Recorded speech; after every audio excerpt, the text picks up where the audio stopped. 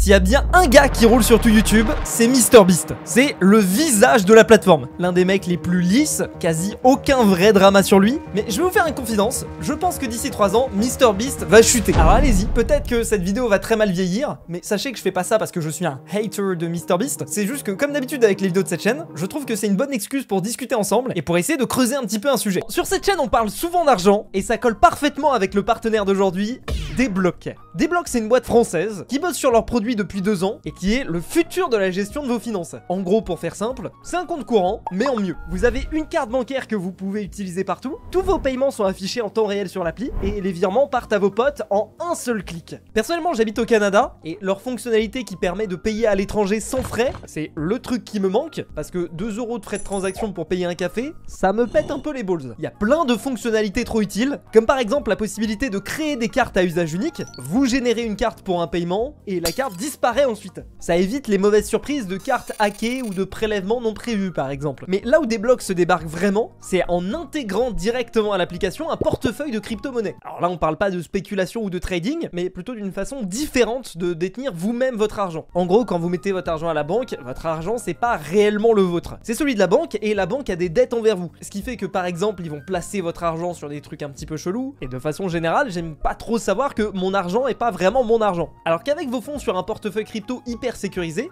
là, personne ne peut y toucher, même pas Deblock eux-mêmes. Et vu qu'il y a un compte courant intégré directement dans l'application, quand même plus pratique que d'avoir 36 000 applications sur votre téléphone. Pour créer un compte Deblock, c'est complètement gratuit. C'est une entreprise qui est agréée par la Banque de France et l'AMF, ce qui fait qu'ils respectent des règles extrêmement strictes, et c'est surtout que ça vous permet d'avoir un véritable IBAN français avec un compte en banque français. Cocorico. Donc foncez, toutes les informations sont dans la description, et si vous en faites votre compte principal par exemple en y déposant votre salaire tous les mois, l'abonnement premium est offert. Donc n'hésitez plus, le lien est dans la description. Déjà, premier constat. Pourquoi est-ce que MrBeast est autant apprécié sur la plateforme? Est-ce qu'il a l'air très sympa? Non, pas spécialement. En vrai, il a l'air chill, mais même lui l'avoue, c'est pas la personne qui a le plus de personnalité au monde. Peut-être qu'il est plus à l'aise aujourd'hui, mais au début de sa carrière, il était limite un petit peu renfermé, geek. I'm probably like a freaking grown man when you see this. When you see this, I'm actually going to be in, I'm not even going to be in college. This is gonna be after college. Wow, dude, this is gonna be crazy. En vrai, en ce sens, techniquement, ça peut lui donner un aspect attachant. Par exemple, moi, il y a quelques années, je pense que je pouvais vachement m'identifier à lui, un peu le geek renfermé dans sa chambre. Bon, là, avec les années, avec l'expérience, etc., on voit qu'il est quand même très à l'aise à la caméra. Mais c'est pas non plus là-dessus qu'il joue. Est-ce que c'est ses vidéos en elles-mêmes? Personnellement, je pense que non. Alors oui, elles font cliquer. Oui, quand t'as cliqué dessus, tu regardes jusqu'au bout parce que c'est très bien fait. Peut-être qu'il y a une partie de l'audience qui aime vraiment voir les vidéos de MrBeast en lui-même. Mais je pense qu'il y a aussi beaucoup de gens qui aiment regarder les vidéos de MrBeast pour l'histoire de MrBeast elle-même. Parce que pour moi, MrBeast, c'est vraiment le symbole du rêve américain. Le mec, il a commencé de rien du tout, il a été élevé par une mère seule qui était militaire, je crois. C'est vraiment classe moyenne américaine, et le mec arrive à s'extirper de la pauvreté, à trouver un succès gigantesque, simplement à partir de sa détermination et de son travail. Il avait pas de contact, il avait pas d'argent initialement, et c'est grâce à des vidéos du style compter jusqu'à 100 000 qu'il a réussi à s'en sortir. Voilà, typiquement, c'est vraiment l'exemple, tu vois, t'as pas besoin d'être intelligent, t'as pas besoin d'être fort, t'as pas besoin d'avoir un skill spécial, t'as juste besoin d'être déterminé et de vouloir travailler. C'est la composante initiale du rêve américain. Et moi, par exemple, je sais que l'une des raisons principales qui me fait regarder MrBeast, c'est parce que je suis curieux de voir ce qu'il va faire. Je suis curieux de voir son prochain projet, de voir jusqu'où il va emmener ses vidéos. Alors évidemment, j'ai un petit peu une déformation professionnelle. Je suis youtubeur, je suis curieux de voir ce qui se fait dans le milieu, mais je suis convaincu que le fait que les gens l'apprécient, c'est grâce à cette personnification du rêve américain. Deuxième point, dans chaque interview, à chaque fois que MrBeast parle, il montre quand même des intentions qui sont relativement nobles. Quand on lui demande ses objectifs dans la vie, c'est faire les meilleures vidéos possibles et donner son argent et faire le bien autour de lui. Contrairement à d'autres youtubeurs qui achètent des manoirs, des Lamborghini, des grills, je comprends vraiment pas cette mode. Voilà, lui, vraiment, il réinvestit tout dans son contenu. En tout cas, c'est ce qu'il nous dit. Après, ça l'empêche pas de parier des 100 000 $ à une table de poker. Je suis pas sûr qu'on puisse tous faire ça, mais on va pas lui jeter la pierre d'utiliser son argent qu'il a durement gagné. Mais voilà, globalement, ça rajoute à l'aura du personnage. C'est un mec qui est désintéressé des biens matériels et qui veut juste vivre pour son art. Et le troisième point de l'adulation de MrBeast, je pense que c'est sa générosité. Le fait que les vidéos qui lui ont fait connaître, c'est juste lui qui donne de l'argent, même s'il en gagne plus à côté, bah ça lui donne quand même une perspective positive. Vous retrouvez des centaines de commentaires sur les vidéos de MrBeast, de gens qui sont limite émus par le contenu de la vidéo. Sachant ça, pourquoi est-ce que je pense que MrBeast va chuter? Et ben justement, il y a une phrase à laquelle je pense assez régulièrement, et que je trouve, enfin je trouve pas de contre-exemple en fait.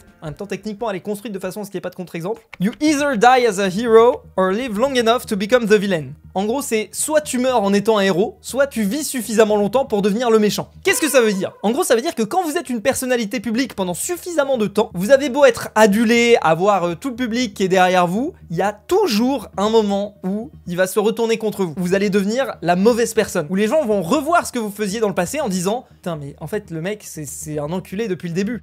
C'est une mauvaise personne. » Ça peut être au bout d'un an, au bout de 10, au bout de 30, au bout de 50, ou même peut-être jamais, si vous mourrez avant, puisque dans la phrase, ben voilà, soit vous mourrez suffisamment tôt, soit vous devenez le vilain. Mais indéniablement, la vision que les gens auront de vous sur le long terme, ce sera quelque chose de négatif. J'avais entendu cette phrase il y a très longtemps et je l'avais pas bien compris, et l'autre jour j'y ai repensé, et je me rends compte qu'en fait, c'est toujours ça en fait. Exemple très simple, Elon Musk. Personnellement, la première fois dont j'ai entendu parler de Elon Musk, c'était aux alentours de 2015. À cette époque-là, l'image que tout le monde avait de lui, c'était que c'était un milliardaire qui était révolutionnaire, qui était hyper smart, qui était acharné de travail et qui était en train de révolutionner le monde, à la fois avec ses fusées, à la fois avec ses voitures. Et petit à petit, plus le temps a avancé, plus il a commencé à avoir des critiques autour de lui. Oui, les milliardaires, c'est pas bien. Oui, en fait, en réalité, c'est pas lui qui a inventé Tesla, il y est pour rien. Oui, en fait, envoyer des fusées, ça ne sert à rien. Le mec est complotiste, etc., etc. C'est plein de choses qui se sont additionnées les unes aux autres, et on est passé d'une image qui était extrêmement positive dans les années 2018-2019 à aujourd'hui, objectivement, avec le rachat de Twitter, Elon Musk est un énorme guignol. Et même moi, au final, je me retrouve un petit peu happé par cette perception globale qu'ont les gens, et je me rends compte que Elon Musk est passé du héros au méchant. Et pour moi, je reconnais exactement ces traits-là dans MrBeast. Alors vous allez me dire, oui, bon, écoute, Fuse, il y a plein de gens qui sont là depuis extrêmement longtemps, et ils sont toujours autant adulés. Et c'est totalement le cas. Par exemple, Squeezie, le mec est là depuis le début de YouTube, et tout le monde le kiffe, objectivement, de façon unanime. Mais je continue à penser que c'est vrai, et je pense que Squeezie, un jour ou l'autre, je lui souhaite pas, je kiffe Squeezie, mais il va se prendre une sauce, et la perception qu'ont les gens de lui, bah ça va être quelque chose de, même pas forcément de mauvais, mais peut-être quelqu'un de ringard, quelqu'un de dépassé, finito. Le seul moyen d'éviter ça, c'est d'arrêter tant qu'on est une légende. Je pense qu'un des bons exemples de ça, par exemple, c'est PewDiePie. PewDiePie, le mec a passé les 100 millions, il a fait une guerre gigantesque entre lui et T-Series au moment du passage des 100 millions, justement, et il s'est un petit peu arrêté, il est passé à la retraite. Alors il fait toujours des vidéos, mais son but c'est plus de grinder, tu vois, on voit qu'il y a plus trop d'ambition dans ce qu'il fait, et il fait ça vraiment pour le kiff. Et bah objectivement, je pense que la vision qu'ont les gens de PewDiePie, c'est quelqu'un de humble, c'est quelqu'un de cool, c'est voilà, c'est quelqu'un qui a marqué, moi je sais qu'il a marqué une période de ma vie, mais tu vois, j'ai pas une vision ternie de lui, parce qu'il s'est arrêté suffisamment tôt. Mais alors qu'est-ce qui me fait penser que MrBeast va arriver à ce stade de méchant d'ici 3 ans? Voilà, c'est vrai que ça pourrait être dans 10 ans, ça pourrait être dans 20 ans, ça pourrait être dans 1000 ans, et du coup il sera mort d'ici là. Et bah pour moi c'est des signaux qui sont un petit peu invisibles. Je vais essayer d'expliquer ce que moi personnellement je ressens, mais je sais pas si j'ai des exemples qui sont vraiment concrets. En gros c'est une espèce de sorte de démesure malsaine. Le fait de faire des trucs de fou à des gens uniquement pour le spectacle, genre les enfermer dans la même pièce pendant 100 jours. Alors oui, à la fin de la période, ils gagnent des dizaines voire des centaines de milliers de dollars, mais d'un autre côté quand il réfléchit, c'est quand même bizarre le monde dans lequel on vit. Les gens sont capables pour de l'argent, tu vois, pour une valeur monétaire, de subir des choses qui sont vraiment négatives en fait. Par exemple, il y a quelques mois de ça, il a fait une vidéo dans laquelle il a enfermé un mec dans un supermarché pendant une longue période de temps. Mais en vrai, ça a des vrais impacts sur la santé. Ça a été prouvé maintes et maintes fois que la solitude et le manque d'interaction sociale, c'était vraiment très mauvais pour la santé mentale des gens et même la santé physique. Alors je suis pas en train de critiquer parce que la vidéo elle est cool et que voilà, tu vois, c'est assez facile de dire oui, mais moi franchement, pour 10 000 $ par jour, je reste 3 ans hein, dans ton supermarché. Et même moi, en vrai, j'aurais dit oui, tu vois, juste pour le challenge, j'aurais testé. Mais ce que je veux dire, c'est que typiquement, c'est quelque chose qui aurait pu être dans un épisode de South Park. C'est quelque chose qui peut être moqué et qui est vraiment dans la démesure. Mais ce que je veux dire par là, c'est que ça me fait vraiment penser par exemple au Truman Show, tu vois. C'est t'enfermes quelqu'un pour l'observer, t'as vraiment ce truc un petit peu malsain. Je sais pas si vous avez déjà entendu parler aussi de ce live qui a duré plus d'1 an, je crois que c'était au Japon, où en gros c'était un mec qui habitait dans une pièce vide et le seul moyen qu'il avait de survivre, c'était de participer à des jeux concours. C'est-à-dire que pour manger, il devait gagner sa nourriture, pour s'habiller, il devait gagner des vêtements, pour se divertir, il devait gagner une télévision, etc., etc. Et les gens regardaient et ils kiffaient le voir galérer en fait. Après, le mec a dû être payé derrière, le mec voilà, mais ça reste quand même malsain. C'est ça que je veux dire, c'est ce genre de truc où pour l'instant les gens se rendent pas compte que c'est bizarre, mais moi je parie que dans 3 ans les gens reviendront en arrière et diront putain mais c'était pas normal, on regardait ça à l'époque. Et encore une fois, je suis pas là pour critiquer parce qu'en fait à la place de MrBeast, je pense qu'il a été mis dans un tourbillon de ah ça marche, bah je vais faire plus. Et puis ah bah ça marche encore donc je vais faire plus. Et en fait c'est un petit peu comme la grenouille qui est dans l'eau. Vous savez, vous mettez une grenouille dans l'eau, vous commencez à faire chauffer l'eau petit à petit, la grenouille elle kiffe, elle est dans son jacuzzi, mais sans s'en rendre compte, elle est en train de cuire à petit feu. Bon là aujourd'hui le truc qui sauve un petit peu MrBeast, c'est que les gens adorent l'histoire de David contre Goliath. David, c'est le petit personnage qui est faible, qui commence comme vous et moi, et Goliath, c'est la géante corporation qui contrôle tout, qui a tous les privilèges, qui a de l'argent à l'infini. Et en fait, le truc, c'est que petit à petit, MrBeast est en train de devenir Goliath. C'est lui qui est en train de manger les boîtes de production du monde à droite à gauche. C'est lui qui est en train de créer créer des entreprises gigantesques. Par exemple avec Feastables, sa marque de chocolat. Et quand les gens auront fait la réalisation que MrBeast c'est plus un gars indépendant dans sa chambre, qu'il a des milliers d'employés et que c'est lui qui est devenu Goliath, là la vision des gens va commencer petit à petit à devenir négative. Au passage d'ailleurs, il y a aussi un double effet avec MrBeast sur les créateurs de contenu comme moi, c'est qu'il a une influence qui est démesurée sur le visage de la plateforme. On est un petit peu en train de sortir de cette méta actuellement, mais je sais que pendant des années, il y a eu ce qui s'appelle une MrBeastification de YouTube. L'ère de la démesure, l'ère de faire des choses incroyables et gigantesques. Et je suis le premier à en avoir été victime. Hein. Vous regardez mes vidéos de 2021-2022, c'est totalement en voie de MrBeastification. En fait, le fait est que dès que MrBeast apparaît dans une interview, elle est regardée par tous les créateurs de contenu de YouTube, elle est décortiquée et tout est implémenté systématiquement par tout le monde. Le meilleur exemple dont vous avez déjà peut-être entendu parler, c'est le fait que MrBeast a fermé sa bouche sur toutes ses miniatures. Et du coup, tout le monde a commencé à dire « Ah oui, non, il ne faut pas ouvrir sa bouche sur les miniatures parce que ça baisse ton CTR de 0,003%. » Et vraiment, en fait, je trouve ça absurde. Je trouve ça absurde, l'influence que ce mec a sur tout l'écosystème. Mais je pense que ça peut aussi rajouter un effet de ras-le-bol. Je sais que pendant un moment, la recette MrBeast, les gens en avaient, genre ils en pouvaient plus. Et ça, malheureusement pour lui, bah, ça lui retombe dessus. Les gens se disent, putain, MrBeast il est chiant, maintenant tout le monde fait les vidéos comme lui. Moi, je veux du contenu posé, du contenu avec de l'histoire, du storytelling. Et je me retrouve avec un mec qui me crie dans les oreilles et qui donne de l'argent à tout le monde. Encore une fois, il est en train de sortir de cette méta petit à petit. Il est en train de rentrer dans la méta storytelling, mais ça va faire exactement la même chose. Tout le monde va rentrer dans la brèche, commencer à faire des histoires storytelling avec de la musique un petit peu triste, de la construction de personnages, et les gens vont finir par se lasser. Quoique, peut-être pas, puisque c'est ce que fait le cinéma hollywoodien depuis 100 ans, et personne s'en plaint, mais bon, ça, c'est un autre sujet. Il y a aussi un questionnement concernant la philanthropie, le fait de donner de l'argent à des œuvres caritatives. La philanthropie, surtout pour les personnes riches, c'est quelque chose qui est critiqué, et j'ai l'impression qu'il est de plus en plus critiqué. Pourquoi? Parce que c'est un moyen pour eux de s'acheter une bonne conscience, de s'acheter une bonne image. Dans les années 2000, par exemple, Bill Gates, qui était à l'époque l'homme le plus riche du monde, était vu extrêmement négativement par la population. Pour eux, c'était un requin. Pour leur défense, c'était vraiment un requin, le mec. Il y a des vidéos incroyables de Bill Gates en train de se faire interroger par la police américaine pour des histoires de monopole, et on voit que le boug est extrêmement stressé. Alors, en gros, il a fait des dingueries. Hein, voilà. Mais qu'est-ce qu'il a fait, le Bill Gates? Eh ben, il a créé une fondation, la fondation Bill et Melinda Gates. Il a donné des milliards à sa fondation.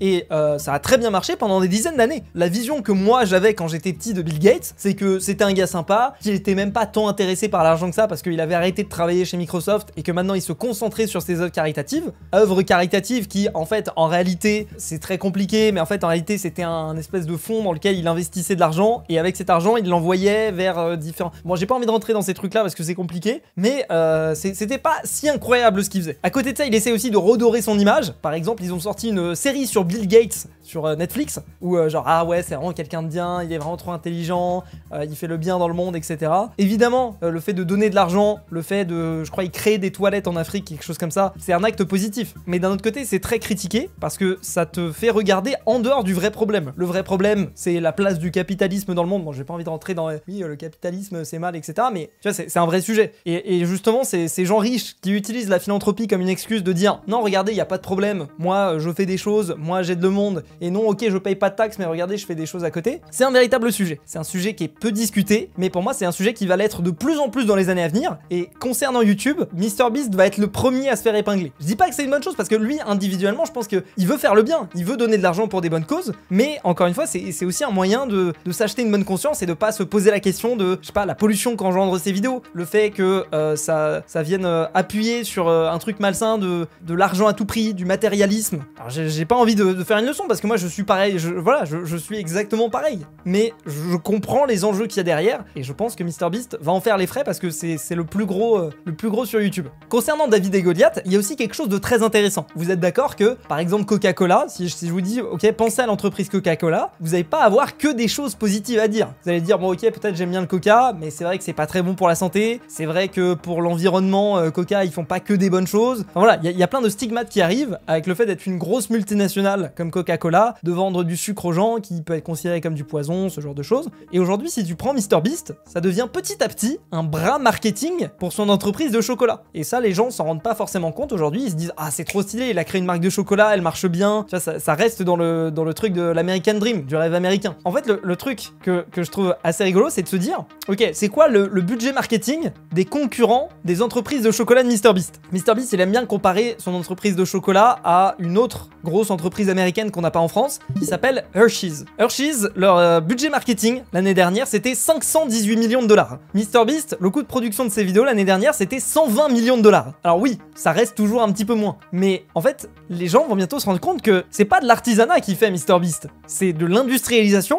et son but, c'est de vendre du chocolat aux gens qui regardent ses vidéos. Et pour moi, encore une fois, c'est pas quelque chose qu'on lui reproche aujourd'hui, mais dans 3 ans, c'est quelque chose qu'on va lui reprocher et qu'on va lui reprocher rétrospectivement. C'est-à-dire que là, aujourd'hui, personne n'y voit de souci, mais demain, les gens vont dire « Mais putain, mais comment on a pu laisser ça faire ?» MrBeast se rapproche très très rapidement du statut de milliardaire. Alors oui, en vrai, ça ne choque personne. C'est-à-dire que tu penses à MrBeast, tu penses à argent à côté, donc le fait qu'il soit milliardaire, c'est pas si choquant. Mais de plus en plus, ces dernières années, il y a un mouvement de remise en question des milliardaires. Est-ce que c'est souhaitable dans le monde dans lequel on vit d'avoir des gens aussi riches alors qu'on a des gens aussi pauvres, alors qu'on a des enjeux environnementaux, tout ça. Et pour moi, ça va jouer aussi dans la détestabilité que les gens vont avoir de MrBeast dans les années à venir. Un autre point que je vois très peu critiqué, en tout cas par la communauté américaine de MrBeast, c'est l'impact environnemental des vidéos. Ça, pour le coup, je pense qu'en Europe, on est vraiment en avance de tous les autres continents. C'est-à-dire que je pense que sur la partie environnementale, on est vraiment au-dessus. Je pense que d'autant plus ces dernières années, tu vois un mec faire exploser des bateaux, faire exploser des voitures, ce genre de trucs.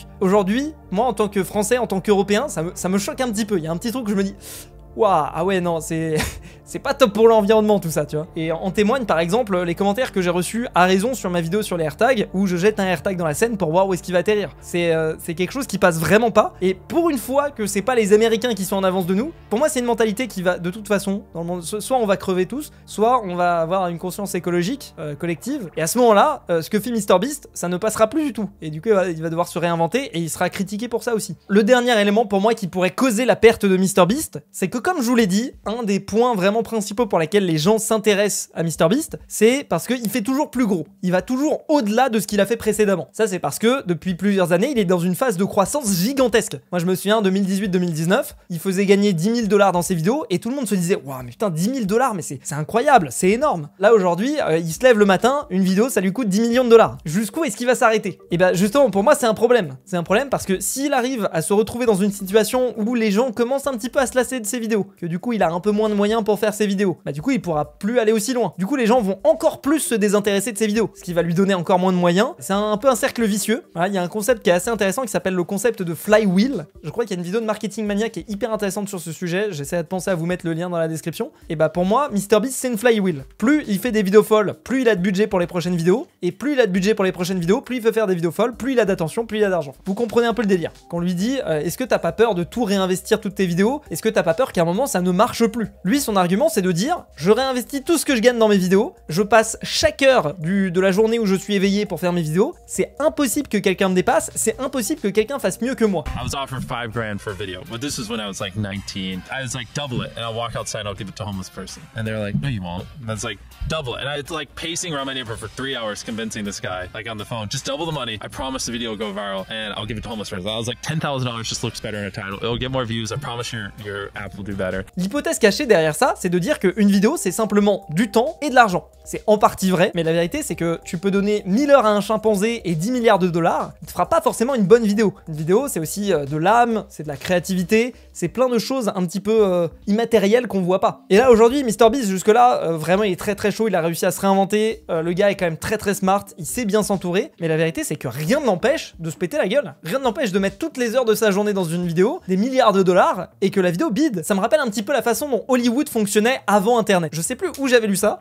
mais avant, les films, c'était extrêmement facile de prévoir combien est-ce qu'ils allaient rapporter. En fait, c'est même très simple, c'était proportionnel au budget publicitaire qu'on leur allouait. Voilà, tu savais qu'un film, tu mettais 100 millions en pub, il allait t'en rapporter 200 millions, même si le film était merguez qui puait. Là, aujourd'hui, avec Internet, c'est quand même beaucoup plus compliqué. Si le film est nul, il va y avoir du bouche à oreille, les gens vont dire c'est naze, et les gens vont arrêter de regarder. C'est pareil sur YouTube. T'as beau mettre des millions de dollars dans ta production, si les gens ont pas envie de la regarder, si les gens te boycottent parce qu'ils trouvent que les valeurs que tu apportes sont pas les bonnes, et bah ça peut vite se péter la gueule. Toutes ces raisons font que je pense que MrBeast, là aujourd'hui, il est à son prime. Évidemment, il va pas disparaître. Évidemment, il va pouvoir continuer à faire des choses parce que tu prends Elon Musk, voilà, ça reste toujours l'homme le plus riche du monde. Il continue à faire ses fusées, il continue à faire ses Tesla. Mais il y a une partie des gens qui est significative, qui ne l'aiment pas, voire même qui le détestent. Et je pense que ce sera pareil pour MrBeast. Mais alors pourquoi est-ce qu'aujourd'hui, il est pas déjà cancel? Bah selon moi, c'est comme l'histoire de la grenouille qui est dans l'eau qui se rend pas compte qu'elle est en train de se faire cuire. Voilà, il y a un exemple qui m'a particulièrement marqué, Logan Paul. Voilà, ce ce mec-là, typiquement, c'était quelqu'un que les gens aimaient vraiment beaucoup. Puis en fait, il a fait quelques dingueries. Il a fait une vidéo dans une forêt où il montrait quelqu'un qui s'était suicidé. Il a fait des arnaques, enfin, il a fait plein de dingueries. Les gens aujourd'hui le détestent. Et si je vous parle de ça, c'est pas simplement parce que il était adulé et que maintenant les gens le détestent. C'est parce que moi, je me souviens justement du moment où il a posté sa vidéo dans la forêt au Japon où il filmait un cadavre. À cette époque-là, moi, je regardais vraiment tous ses vlogs tous les jours dès qu'il sortait. Et je me souviens avoir vu le vlog du cadavre au Japon. Je me suis dit, ah ouais, c'est chaud, mais j'étais pas scandalisé, tu vois. J'étais pas en mode, putain, mais c'est un malade, pourquoi il a fait ça, c'est de la folie. Et c'est seulement 3 jours plus tard, quand des yeux un petit peu extérieurs, des gens hors de sa communauté ont commencé à s'y intéresser, c'est seulement à ce moment-là qu'il s'est fait cancel. Et pour moi, c'est exactement la même chose avec MrBeast. Aujourd'hui, nous, la communauté internet, on est tous très habitués à voir les vidéos de MrBeast. Ah, c'est le kéké qui fait ses dingueries avec de l'argent, hein, voilà. Mais le jour où quelqu'un viendra nous ouvrir les yeux sur le fait que c'est peut-être pas forcément le meilleur contenu à regarder, le fait que c'est pas forcément la meilleure image qu'on veut avoir du youtubeur le plus influent, enfin j'en sais rien, moi je dis pas que c'est mon avis, je dis juste qu'il y a quelqu'un un jour peut-être qui viendra nous dire ça. Et bah peut-être qu'à ce moment-là, on reviendra voir rétrospectivement ce qui se passait aujourd'hui, on se dira, putain mais c'était pas normal, comment on a pu laisser passer ça. Mais pour ça il va falloir un gros événement, il va falloir un gros drama, et je sais pas quand ça va arriver, je dis dans les 3 prochaines années mais en fait j'en sais rien, je suis juste curieux d'avoir votre avis, et j'aime beaucoup avoir cette chaîne pour pouvoir discuter de plein de sujets, donc si vous voulez pas rater la suite, vous connaissez la chanson, le pouce bleu, l'abonnement, MrBeast, salut tout le monde, c'était Fuse, à la prochaine, à plus.